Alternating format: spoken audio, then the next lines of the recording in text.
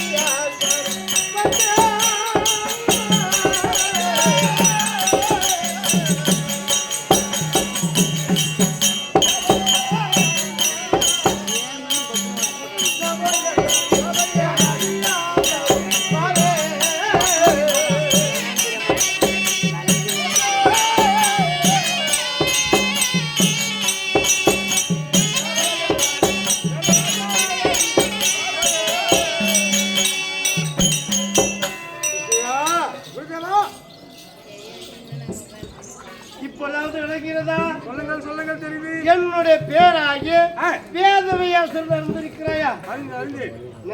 வேதவாசிரியர். அப்படி வேதவாசிரியர் சொல்லியிருக்கிறேன். ஆமா, நான் யாருக்கெல்லாம் மகனாக இருக்கிறேன்? யாருக்கு இல்லையா? சொல்லுங்க. அது ஏதாவது தெரியுமா? தெரியாது. மாதவா, பராசர முனிவருக்கும் பரிமளகண்டுக்கும் என்னுடைய பிறந்தவனாலே என் பேரு, உன் பேரு வேதவாசர். ஆமா அப்படியா? அப்படி பராசர முனிவருக்கும் பரிமளகண்டிக்கும் பிறந்திருக்கிறேன் சொல்லியிருக்கிறேன். இந்த பரிமளகண்டியாக பராசர முனிவருக்கும் பிறந்து நான் என்னென்ன உறுப்பினர் செய்திருக்கிறோம்?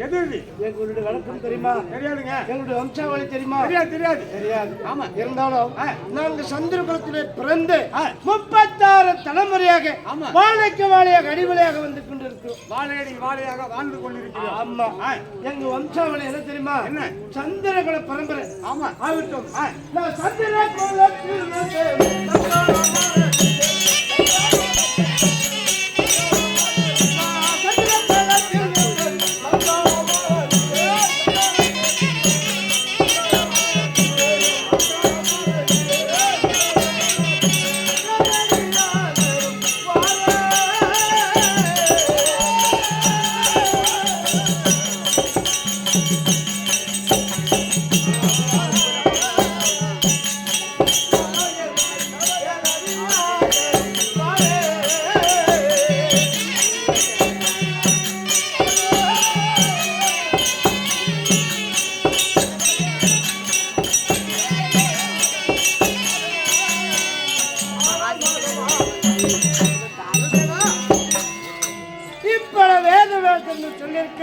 பராசர முனிவனுடைய மகன் என்னுடைய பேராகி வேதவேசன் சொல்லி இருக்கிறேன். ஆமா, என் குலமாக்கப்பட்டது சந்திர குலம். அப்படி சந்திர குலத்திலே பிறந்து 36 தலைமுறையாக வந்திருக்கிறோம். அப்படி 36 தலைமுறையாக வாழைக்கு வாழை அடிவாளையாக இந்த சந்திர குல பரம்பரை வந்து வந்துகிட்டே இருக்கிறது. முதலாக ஈசனுடைய ஜடாமுடியில சந்திரன் பிறந்தான். சந்திரனுக்கு புதன் பிறந்தான். புதனுக்கு குருவன் பிறந்தான். குருவனுக்கு ஆவி பிறந்தான். ஆவிக்கு நகுசன் பிறந்தான். நகுசனுக்கு யாயாதி பிறந்தான். யாயாதிக்கு பிரியாதி பிறந்தான். பிரியாதிக்கு சருபூபன் பிறந்தான். சருபூபனுக்கு குரு பிறந்தான். அந்த குரு பிறந்ததுனால எங்க குருகுல பாண்டவனுக்காகி குருகுல வம்சம். குருகுல வம்சம் சந்திர குலத்துக்கு சந்திர குலம் ஒரு 10 பேர் குருனுடைய வம்சத்தில் பிறந்ததுனால குருகுல வம்சம் என்று அங்க நாங்க வந்து கொண்டு இருக்கிறோம். அப்படி வந்திருந்த போது இந்த அசுராபுரமாகப்பட்டு அத்திமா நகரை ஆளக்கூடிய யார் பிறந்திருக்கிறார்? அஸ்தராஜன். அஸ்தராஜன் ஆண்ட நகருக்கு பேர் என்ன? அசுனாபுரம். இந்த அஸ்தராஜன் ஆண்டதனால அசுனாபுரம் என்று பேர் வைத்து சீரும் சிறப்பாக வந்து கொண்டிருந்தது 36 தலைமுறையாக. அப்படி இந்த அசுனாபுரத்தை உற்பணம் செய்வதற்காக அம்பா அம்பாளிகை அம்பிகை என்று சொல்லப்பட்டு மூவரும் திருமணம் செய்து எங்க பிறந்தார்கள்?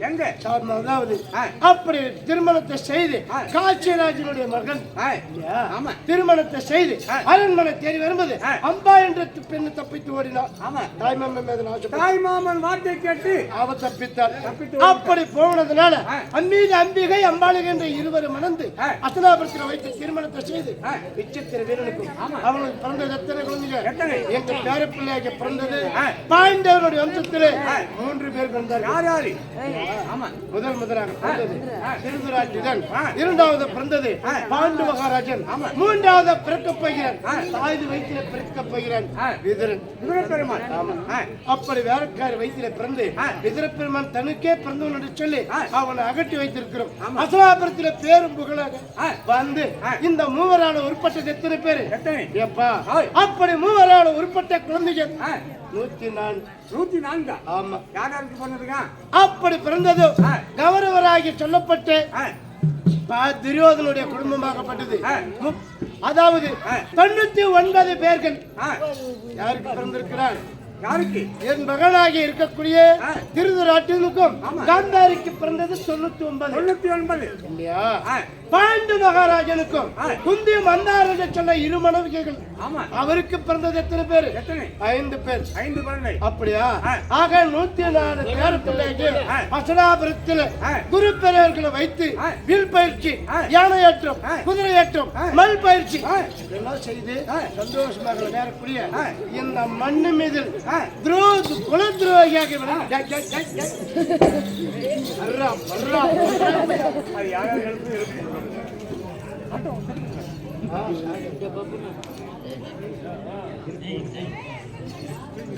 அப்படி குருதுரையாக வந்திருக்கிறேன்.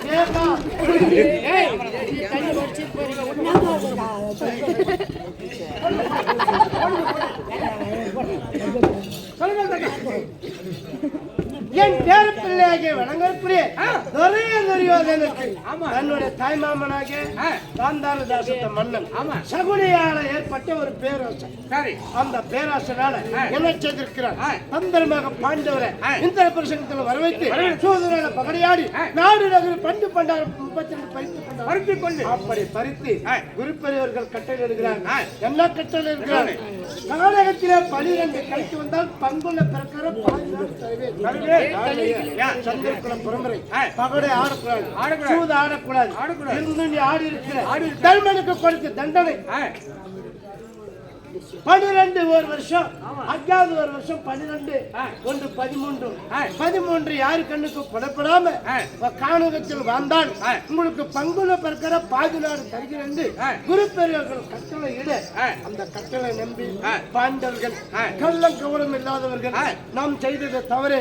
அப்படி தவறாக இருந்தாலும் இப்படி குரு பெரியவர்கள் வார்த்தை ஏற்கனவே சொல்லி காணகம் பிறப்பிட்டார்கள். சரி, 1வது சூரியவனம், 2வது ராமரிசோனம், 3வது முருகமரிசோனம், 4வது காலபைரவன், 5வது சைந்தவனம், 6வது குருமரிசோனம், இப்படி சொல்லி 9வது வனத்திலே 9 வனம் முடிந்து விட்டது.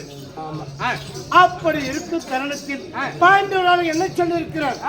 10வது வனம் பாலைவனம் செல்லணும். ஆமா. அப்படி சென்றால் மணல் பாங்கான இடம், உண்ணதுக்கு உணவு இல்லை, குடிப்பதற்கு தண்ணி இல்லை, படுப்பதற்கு சில நிழல்கள் இல்லை. சரி. காரணையா அங்க இருப்பதே வெறும் மணல் பாங்கான மணல் மட்டும் தவிர வேற எருக்கும் செடி ஈச்சங்காயை தவிர எதுவுமே கிடையாது. அப்பேர் அந்த நாட்டில் நம்ம எப்படி வாழ்வது? யாராவது இந்த காலகத்தில் முன்னோர்களை நினைத்தால் அவர் வழிகாட்டுவார்கள். அந்த வழியை பார்த்து ஒரு வருஷம் காலம் கழிக்கலாம் என்று சொல்லி தாட்சாதி கண்ணனாக நினைக்க நான் ஞானத்தில் அறிந்து அதனால ஓடி ஓடி சென்று இருக்கிறேன். இருந்தாலும் யாராவது வருவாங்க அண்ணன் செடி சொல்லிட்டு